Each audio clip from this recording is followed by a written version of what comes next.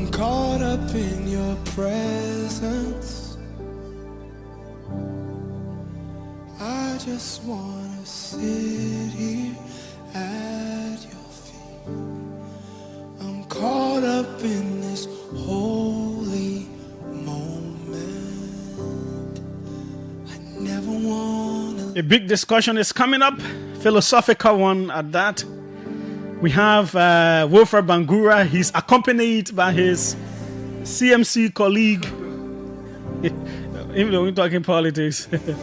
You know, Jacob Jallah has interest in these kinds of discussions. For him, every day is a day to be happy. Anything that you can do, I just want you. So next year we'll have a panel discussion. I'll bring in Dr. I just want Ziama. Yeah, we had similar discussion. I'll bring in Wilfred. I'll bring in Jacob Jallah. The three of them will have that. else will do. I just want and nothing else. So we're going to give you results for the top two. Musa Belete with 29 votes. Darius Dillon with 36 votes. So you, the radio listeners to OKFM, have decided for the year that the lawmaker of the year for you from the Liberian legislature is Darius Dillon. Touch our hearts. So Dillon is the winner. Okay, so we will hold it right there. So we did the Minister of the Year. That was the Foreign Minister. We did the SOE, Non-Ministerial Entity of the Year. That was LEC. Lawmaker of the Year is Darius Dillon. They will get their certificates perhaps early next year. We'll go say that's why the listeners decided. You are the ones who decided them. We will have to do that. So that is that. It was a real battle just now. It was a very nice one. Okay, we have with us. Let me properly introduce him. You know, it's important. Sometimes you just hear about these people. You don't know some real backgrounds about them. So we have with us a man who is titled Wilfred Joseph Santiki Newon Bangura II. He has a BA in theology from the Liberia Baptist Theological Seminary with focus in systematic theology. He graduated magna cum laude and the valedictorian of the graduating class in 2009.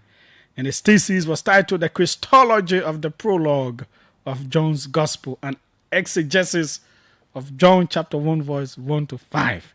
He also has a master's in public administration with focus in public sector administration, Cottington Graduate School and Professional Studies. 2018, he graduated summa cum laude, and his thesis was titled An Investigation into the Perception of the Public on the Effectiveness of the Liberian Government Code of Conduct Act and its implication on the functions of government, 2014 to 2017. He also has a Master of Political Science with concentration in International Relations from the University of Liberia, IBB, 2024 with distinction. And his thesis was An Examination of the United Nations Security Council Mandate in Sustaining Global Peace, a case study of the Russia-Ukrainian War. He's also an adjunct faculty at the University of Liberia. Wilfred, welcome. Thank you very much. Julius, it's a great pleasure to be here. I haven't seen you for a while. Yeah. Thank you very much for the invitation. I wanted to chime in, if I may, to congratulate the winner of the poll you just conducted.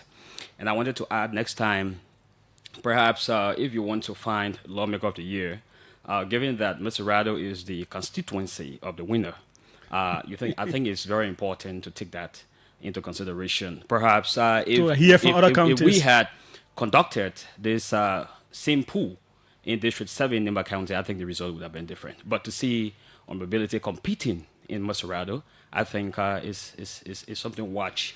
Maybe we could improve. Give him a lot of so what we could do for, because this is certainly not his immediate constituency. Yeah. So what we could do next year, perhaps partner with other radio stations or ask radio stations to run opinion polls throughout those counties. Then we collate all of the results. But I thought it's a great exercise. Congratulations to Senator Dillon. It is something we will improve on. Next year we'll make it bigger. I wish I had Jacob Jallah's profile.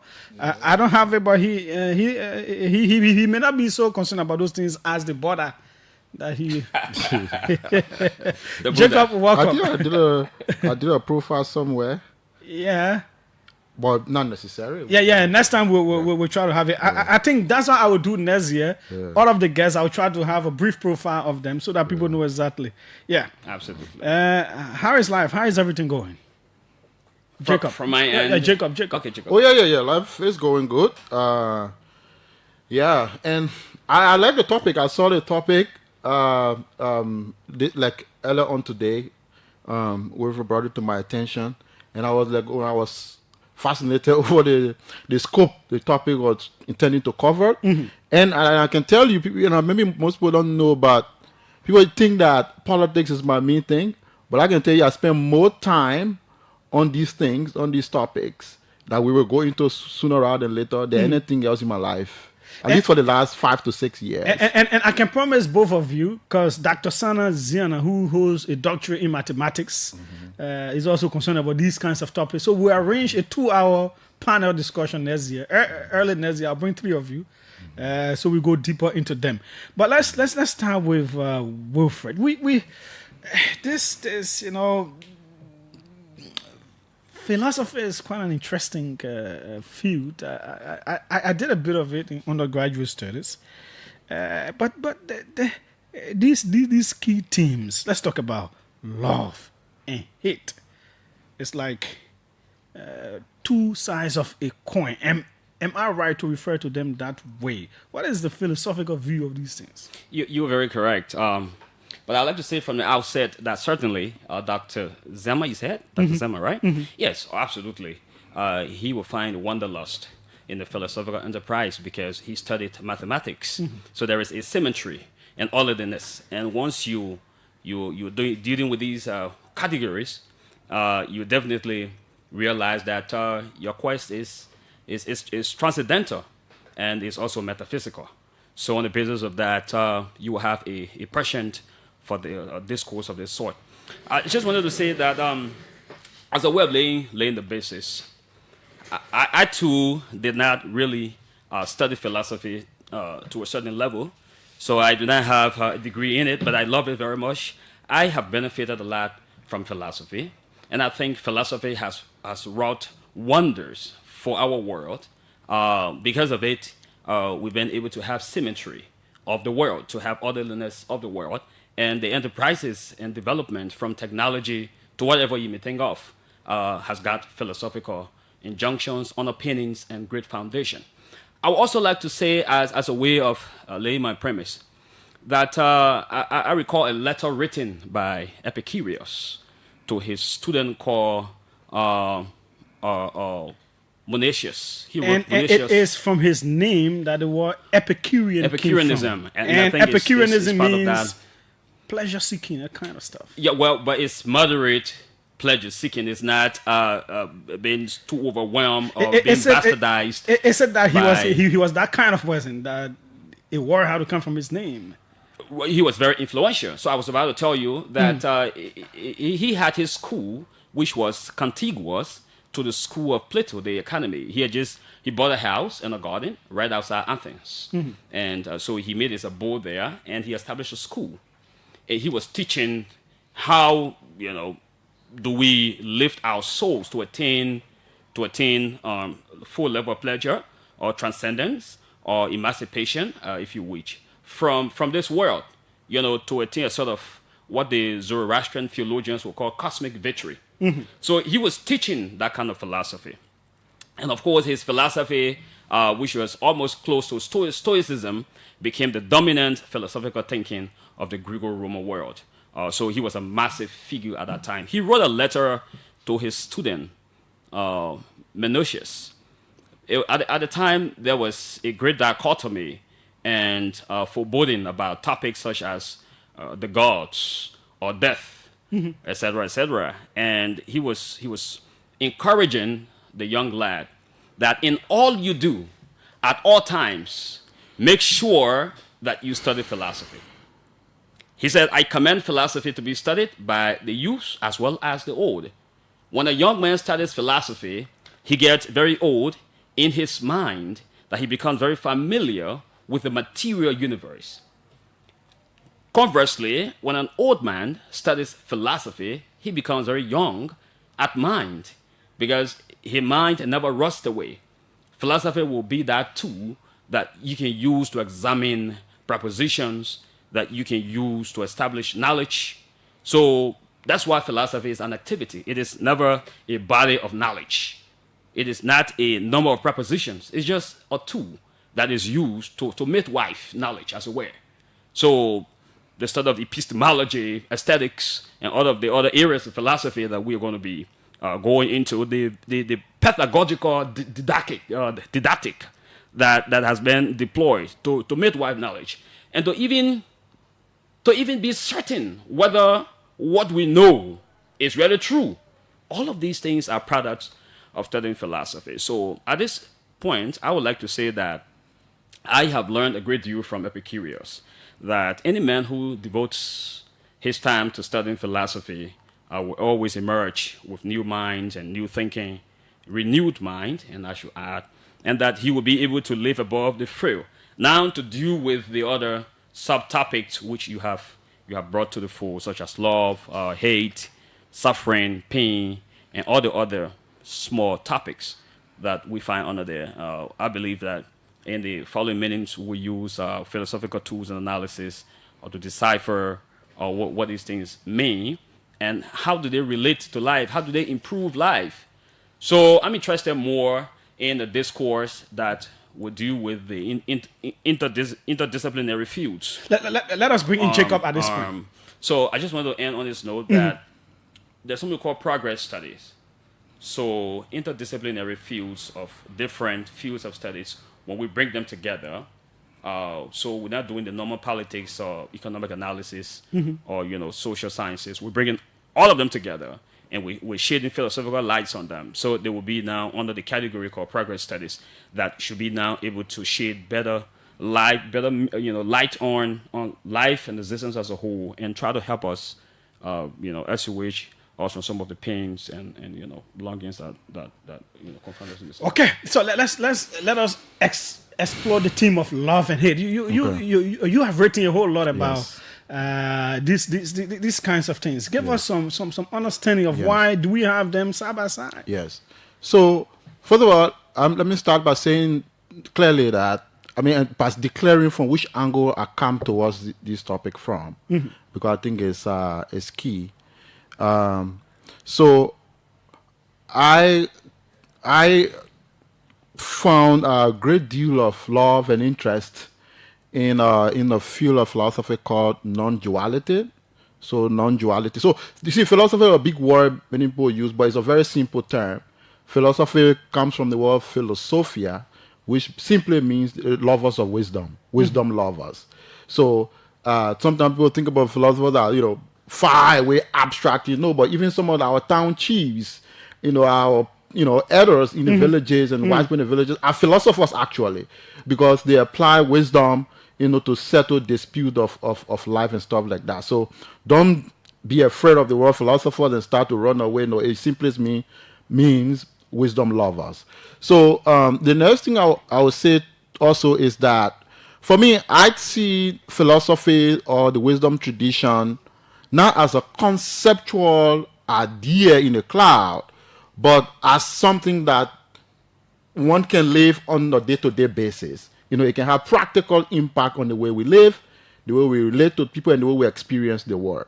So the third thing I would say is that, okay, I come on this to tackle this topic from the point of view of non-duality. And non-dual philosophy has its root mainly from India, from Indian philosophy. Advaita Vedanta. So Advaita is a...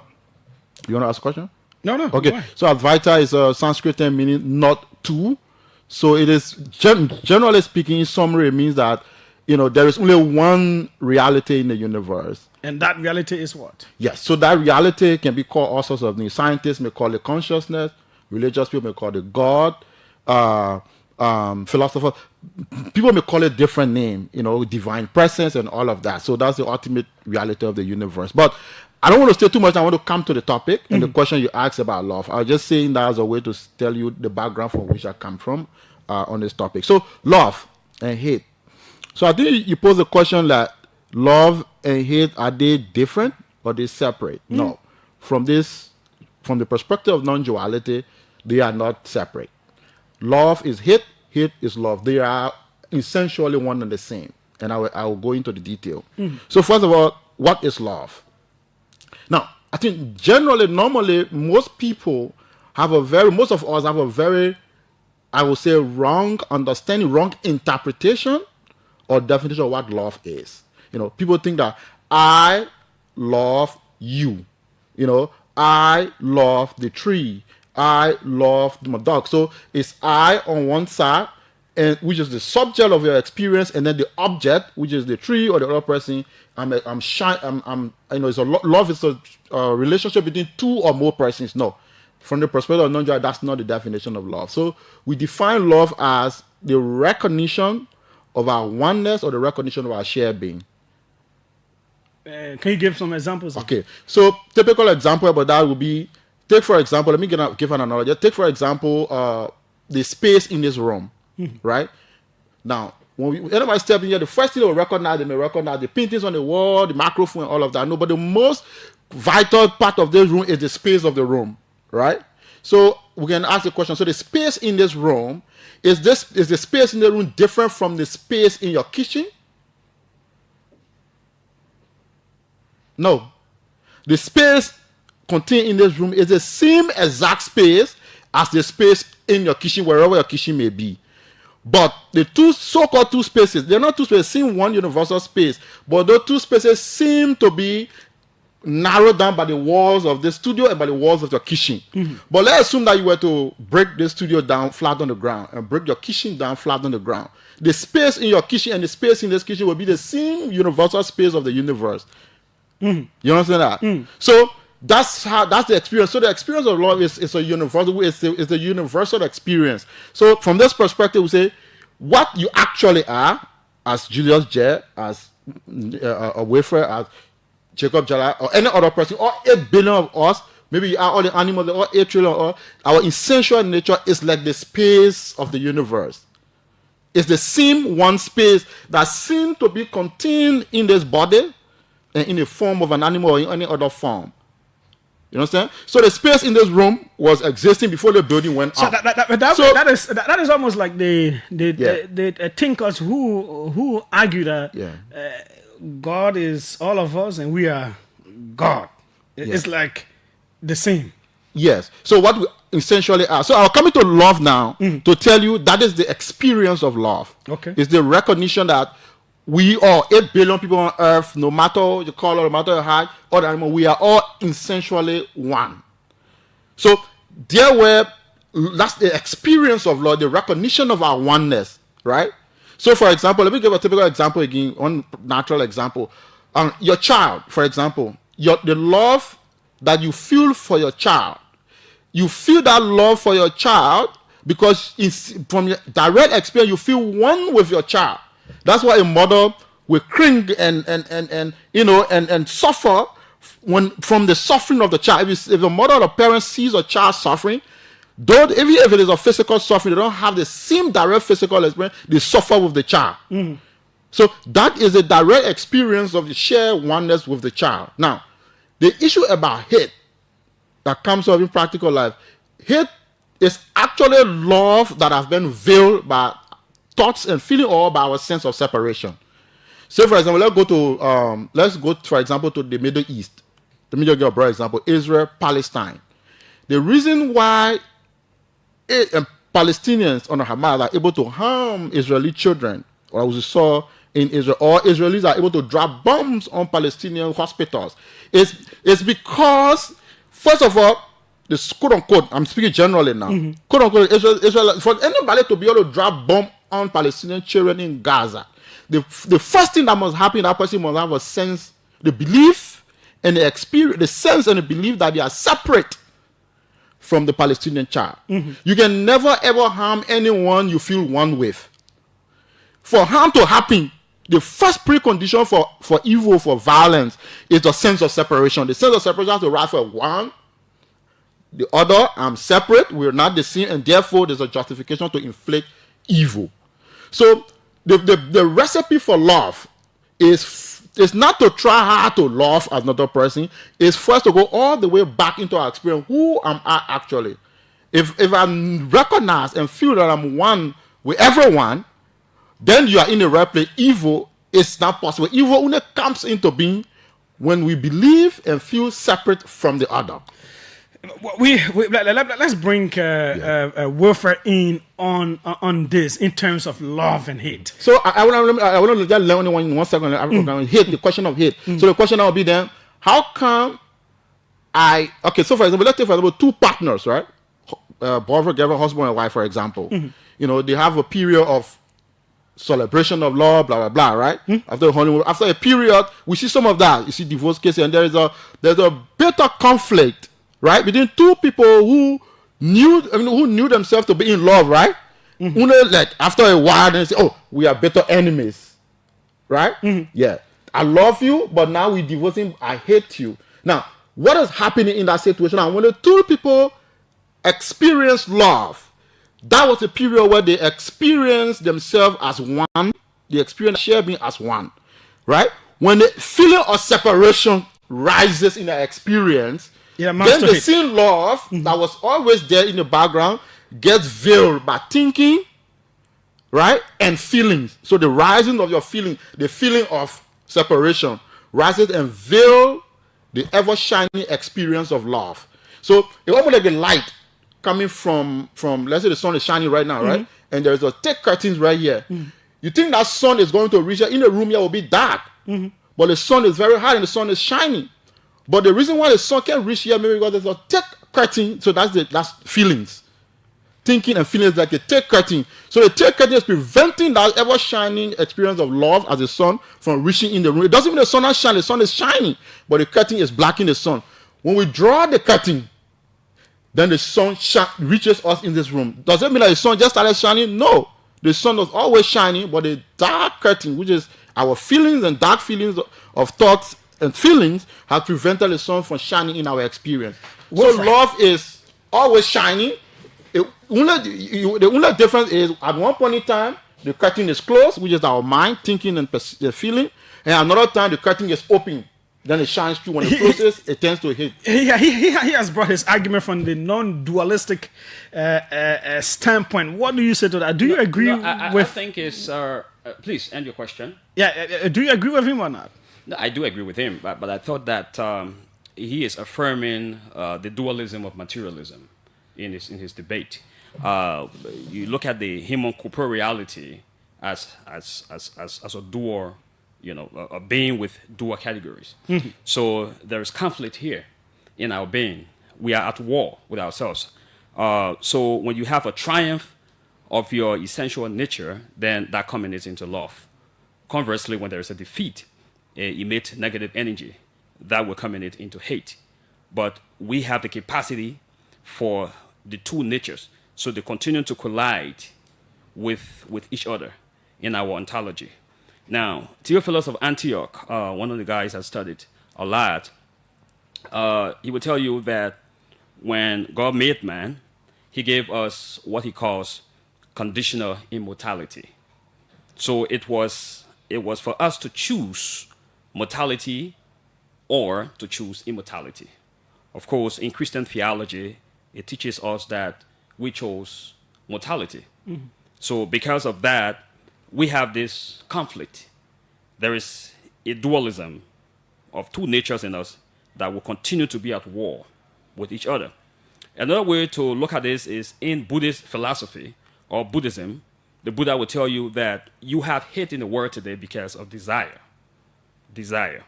And another word for that would be ego, your ego. Or another word for that would be greed. You want to attain certain things, you want to attain certain height, and because of that longing to reach to that point, to attain or achieve that goal, you tend to create this insatiable craving for it. And then your essential nature in you gets overcome, gets overwhelmed. You begin to emit negative energy. And so that negative energy will overshadow your capacity to love, your capacity to give out, your capacity to, to create, to align and achieve the oneness that he spoke about. In Platonic philosophy... Yeah, but before you go there, why is it love as it is? Can it actually be? Can you love something so much, and because of the love of that thing that you hate something else? So this is where, yes, you can. You have the capacity. It depends. So when love grows to a certain point that it overwhelms you, it has the capacity to transmogrify into hate when it becomes excessive. Because then it embraces negative energies and negative forces. And nobody dares.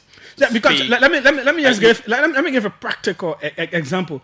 This man loves his woman so much, he's jealous of her. He doesn't want any other man around her. And then we hear in the news, a very same man kills that woman, that person that he loved. In the same vein, we've heard a lot of news of young men just for the love of football. You hear that he stopped. They were having an argument. Or he committed suicide because his team lost. Exactly. So these are measured sensibilities, measured sensations.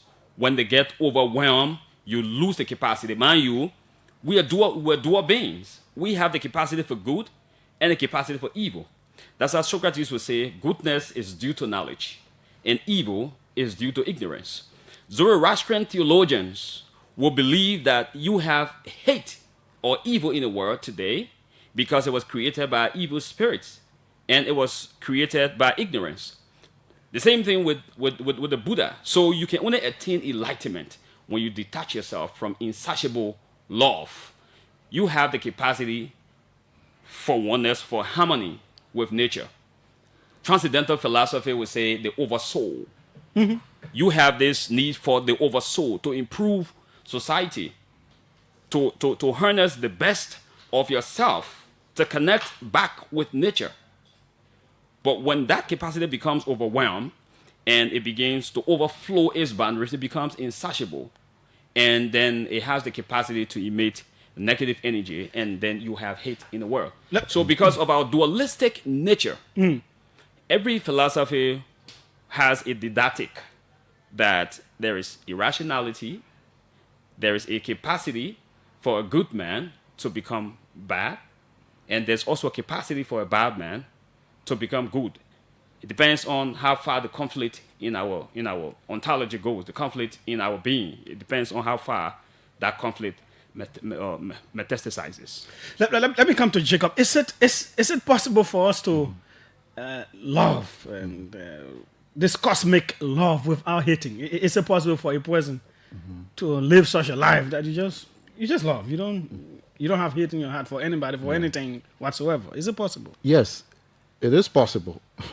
It is easy to do that. I would like to tackle your question you asked about somebody who is in a love relationship and then the person end up killing the same person that they love, right? And you asked a question around that. Yeah. How come that is possible?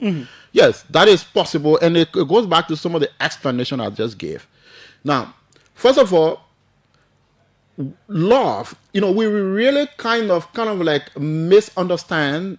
We feel love, we know love. First of all, love is not a feeling, but let me leave that aside to just answer your question.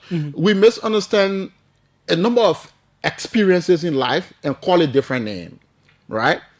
For example, love is impersonal, right? So a man who feels the sense of love for someone, right, cannot at the same time go and try to like existentially eliminate that other person.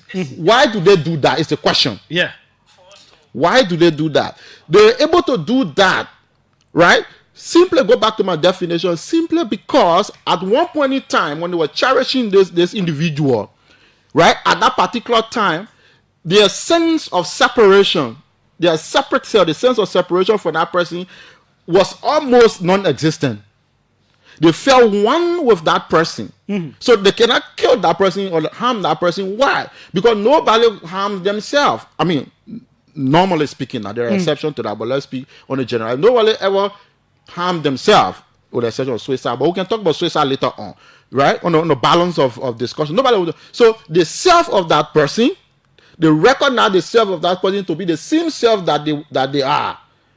So the sense of separation, the sense of two-ness was absent. They felt one. So on that basis, love shined brightly in their experience, and they care, and they never wanted to see that person dead. Now, turning on the other, why do they eliminate the person physically, for example? Because of the rising of the sense of separation. They now feel, oh, this person that was one with me before, but now they've gone off on me. They've so-called betrayed me. You know, they've gone off with another guy. They don't want me anymore. And because of that experience, their sense of separation rises and say, oh, I'm finished. So in that experience, it's only when they're able to inflict evil or harm on another person, because it has to be precipitated by the rising of the sense of separation. You understand? Yeah. So when the sense of separation is absent, evil is not possible. Right?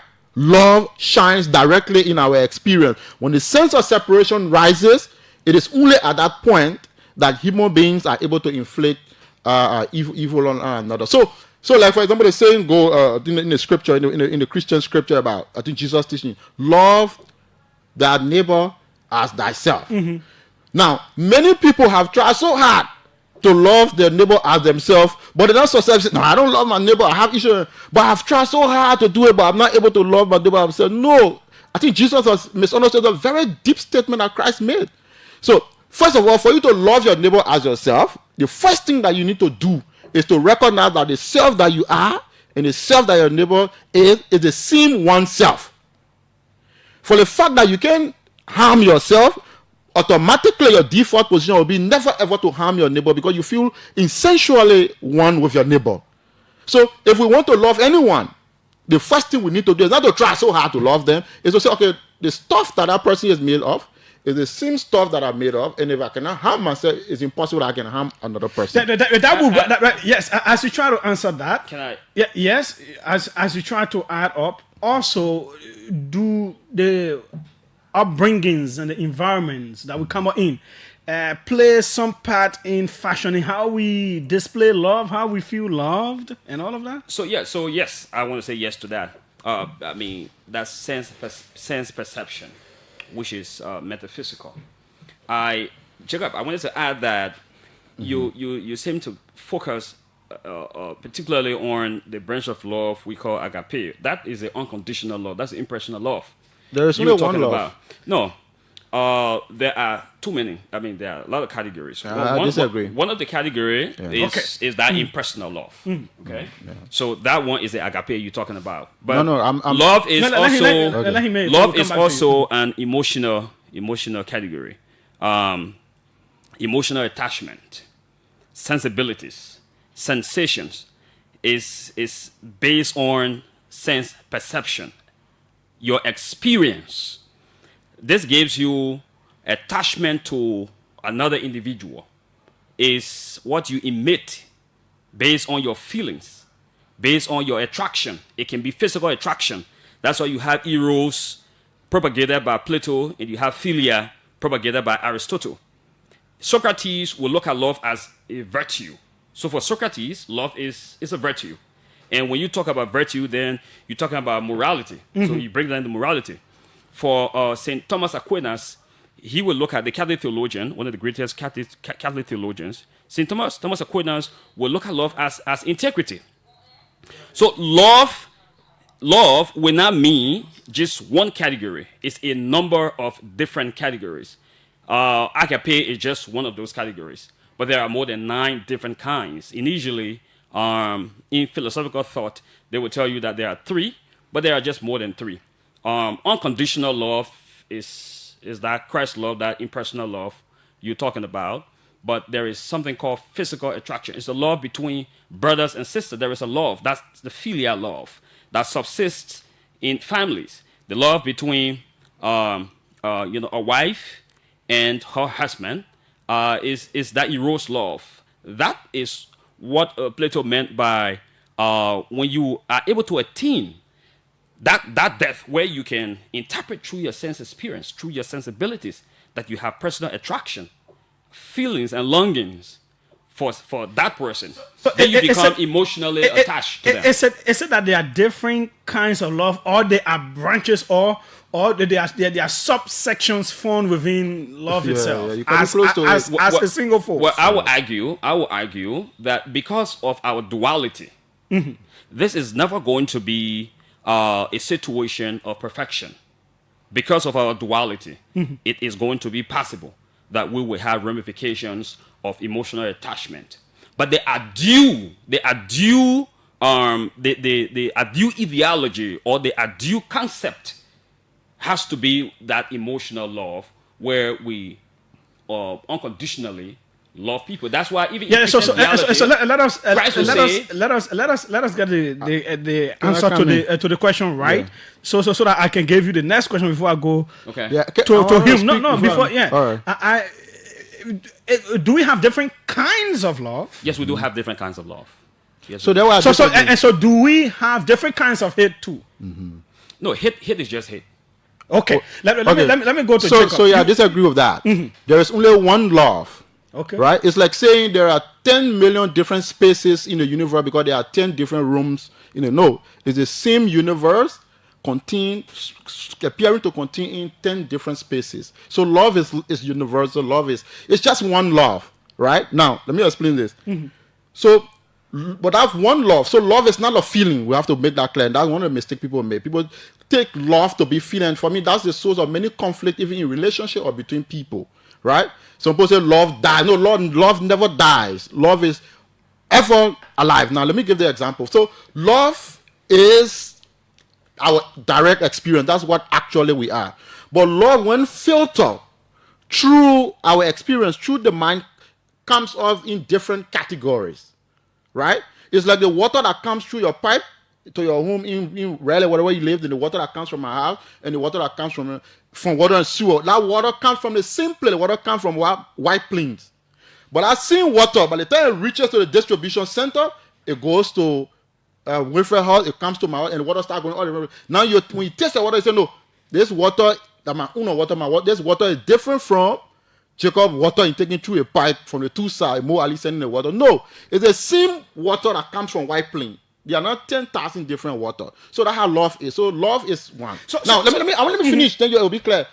Well, love, the same love, when directed towards your child, you experience it a different way. That same love directed towards your partner, romantic love, you express towards your partner differently.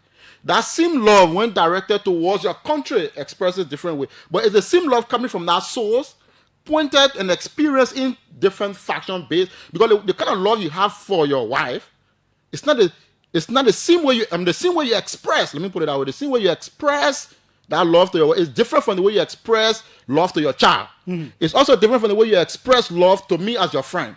The expression of it, they may be different, but the source from which it comes from is the same one love. So let me just chime in on that argument, and I think there is a fundamental fallacy. You cannot argue that there is a universal sense of experience. Experiences are not universal. No, but love is not an experience. Love is an experience. This is metaphysics. It has to be, because the expression of it. Even the expression, you're talking about experience. That sense perception. The only handle that we can hold any object in this material universe to examine whether this is hot or this is cold is through our sense perception. I agree. You will never know the sound of the tree that just fell in my hometown in Bapa. How did it sound? I was not there. I wouldn't know, because there is a detachment. I only get to experience these things through my senses, through my sense perception. Therefore, the daughter, the son, the wife will experience the degree of love based on their sense perception. So there is nothing such as universalism in experience when it comes to love or other categories. So that's why you have subjectivity and objectivity. In philosophical category, there is no absolutism of knowledge or of epistemology. They are all interpreted based on our individual or individuality of sense perception. So but you got my point? You got the point I made? I got both of you points. Okay. And it seems like you're coming from different So directions. No, others, it is almost like agency and structure. So you are pushing more of structure. There is a structure that feeds into the agency. That's it. And for him, he explained that there are different agents that feed into the structure. Am I right to perceive it that the way? whole idea, you're correct, but the whole idea of his argument is an idea that I can relate to. I can relate to that idea because I have a theological assumption that there is an ultimate being. There's ultimate reality, transcendental reality. I have that assumption. But what will you say of the atheist or one who is an agnostic who may not have that fundamental understanding of corporeal ideology when it comes to divine, So we can sit there and use that assumption as a yardstick to say that everybody must understand that there is a universal experience. All experiences are basically subjective, and we tend to interpret these subjective views and experiences through our sense perception. Okay. We can't argue for universal experience. I it will be flawed. I have a disagreement with that. Yes, quickly. So, first of all, my disagreement is that love is not an objective experience. Love is not a feeling. Feelings. Is it then let me subjective ask you. experience? It's not What even a is it? subjective experience. What is it? What love is our insensual nature that is not conditioned by experience. Now, let me come to that. When you talk about experience, we talk about experience of the body, which comes as sensations, comes as feelings, and we talk about experiences of the mind, which comes as thoughts. Gentlemen, that's a discussion. Yeah. So love is not the feeling of the body, because the body feelings come. I can feel hot now. After 10 minutes, I could feel cold.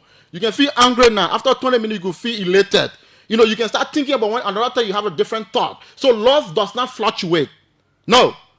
That's what, Christian scripture said, God is love. God does not fluctuate, so love is our fundamental experience. Okay. So, but love... but you say it's experience, right? No, I said fundamental. Experience. Yeah, no, I'm using experience in a different sense now. I'm talking about it is our nature. But experience is sense perception. No. I'm using we cannot know this material universe. I'm using the word experience, not an objective experience, but as our fundamental experience. That's what I'm saying. Zuma, it can be even subjective experience. No, I'm not using subjective. Okay, gentlemen. So we were unable to explore one theme of our discourse. We didn't even exhaust that theme. This is because next year I'm really trying to do a whole lot of different things with the show. So we will leave it right here. We'll have just 5 minutes. I need to take a few calls. Really? But you said so. We only did one. Yeah. That should tell you. One more meaning because no. Just leave one more. You still want to go back to the law thing? No.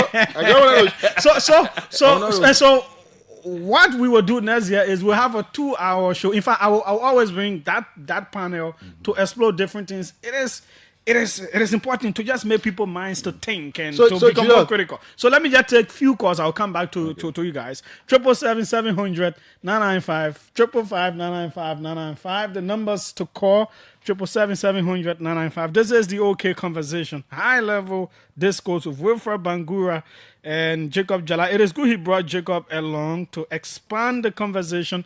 Let's take just few calls. Next year, trust me, it will get bigger. Let's see who's right here. Welcome. Let's hear you. Good afternoon. I think it's watching on mobile call from Costa. Go ahead.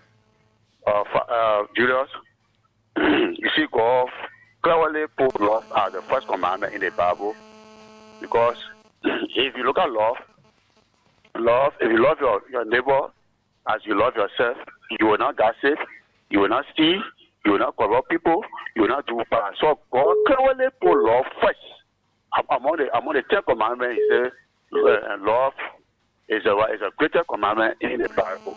And he emphasized on scriptures. And so what if you are talking to someone who does not believe in God and all that stuff? What are you going to say to them about love? Yeah, but you be convincing them about love. You get them scriptures and you read. No, but the person doesn't read Bible. The person not want to see your Bible or anything. Why you telling them about love? Yeah, because no, it's just clear. If you tell him, say that you love your neighbor, you love yourself. If you love your neighbor, you love yourself. You're not harmed. The person will understand that you are saying the truth because love is there. The person you love, you're not do bad to your friend. You're not thinking. You're not gassing your friend. You're not playing evil for your friend. So okay. Thanks. So kindly, let's go international. Welcome. Let's hear you. Hello, Jallah. My name is Terry Bono. I call from Minnesota, Minneapolis. Can you hear me? Yes. Go ahead. Okay. Hello. Go ahead, Terry. We are hearing you. Oh, sorry. Okay. Right. Two brothers in studio. The two scholars in studio. I think this conversation is important because it helps our social mindset, everything. So thank you for the topic.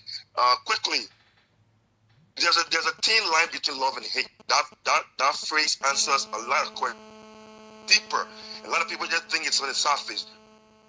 Is people, when they feel betrayed in love, they can love today and hate tomorrow.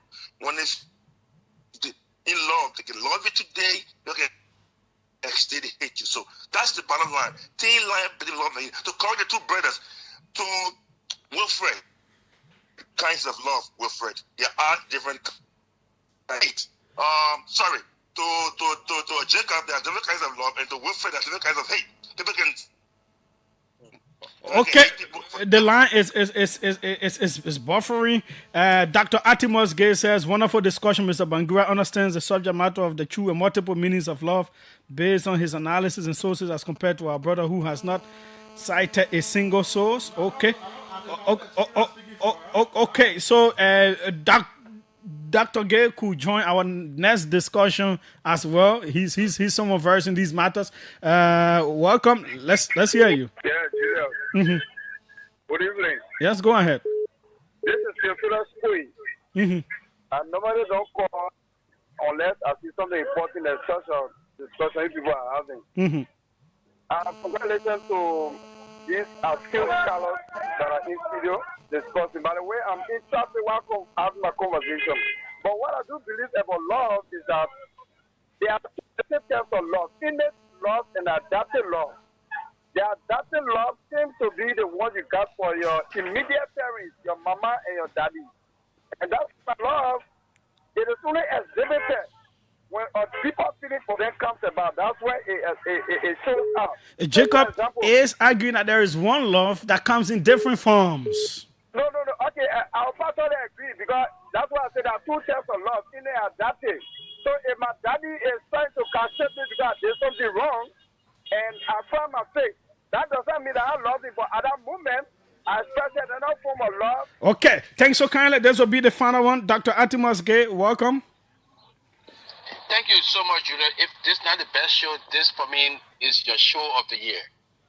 And this is the subject matter that really, really matters. So again, I say, listen to your two panelists. I know one has read a lot on philosophy. And I know the other guy, Jacob, may have not really read material on law. He has cited no source of his argument. And when I hear Mr. Bangura arguing, I can see the fact that he understands the subject matter. Because love is not a Christian thought. It's not just a Christian thing. It is almost in every religious thought that has been around. So for us to claim that we are all one human being, no, there are multiple beings. Basically, what Jacob is arguing here is that the white people are seen as black people. There's a distinction, and most of the time, but Jacob's argument is also grounded in meaning and all of that. He is saying there is one kind of love that comes in different forms. There cannot be one form because if Jacob, I'm just going to be careful in saying it. the love Jacob has for his spouse or his girlfriend would be different from the love he has for a friend. Okay, thanks so kindly, gentlemen. The news is on us. Let me come back to you 1 minute each. We'll start with Jacob. Trust me, folks. Next year we'll need some more time. Yeah. So first of all, let me make small, and I hope Bangura made that statement. Another caller made a statement also about love, talking about somebody who may be an atheist. So, for example, Adolf Hitler, was an atheist. He considered himself an atheist, right?